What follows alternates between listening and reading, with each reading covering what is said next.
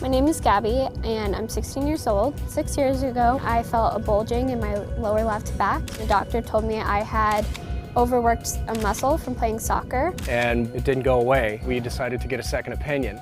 The doctors diagnosed me with scoliosis. My first reaction was just complete denial and disbelief. They told me my curvature was 15 degrees top and bottom.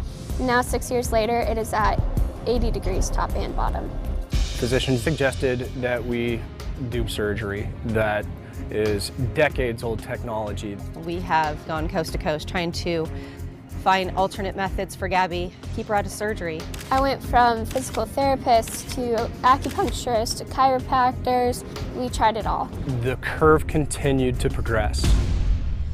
One day, my grandmother called and said that she had watched the doctors, and it was on a boy named Kyle who had a similar condition. Kyle, come on up, buddy. And then they went on to say how happy they were that they had had this particular procedure done.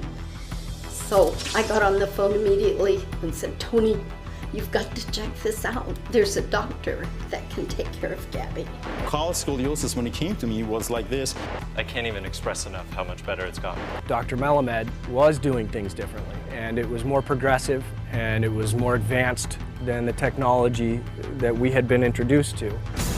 Dr. Melamed explained to us that if gone unchecked, this condition could collapse the space around Gabby's heart and lungs. We decided ultimately to move forward and give Gabby the opportunity to make the decision. We're excited for Gabby to not have her whole life revolve around her back issues anymore, and she can start looking forward to